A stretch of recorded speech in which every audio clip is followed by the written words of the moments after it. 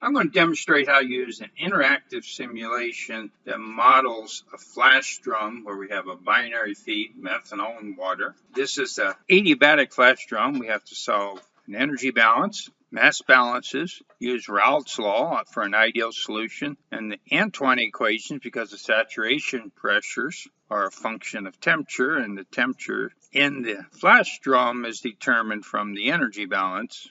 And the simulation is located at this link, and this is a snapshot where we're given the temperature of the feed. That's something we can change as a slider. Given the pressure in the flash drum, that also we can change, and of course changing the pressure is going to affect the temperature. And then we show how much vapor and how much liquid's formed and what are the components in the vapor and the liquid. And so you can see methanol is enriched in the vapor relative to the feed and relative to the liquid. And we can change the feed. In this case, the mole fraction 0.46 for methanol, and that slider allows us to change it. So let's look at this simulation.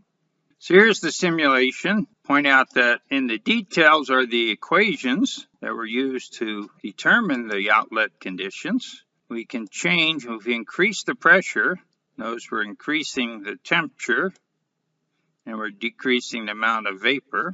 If we decrease the feed temperature, then we have less evaporation, we have less vapor. If we increase the mole fraction of methanol, then of course we have more methanol in both the vapor and the liquid phases. And so the idea is to get better understanding of how a flash drum operates by changing these parameters and observing the change in the feed and vapor compositions.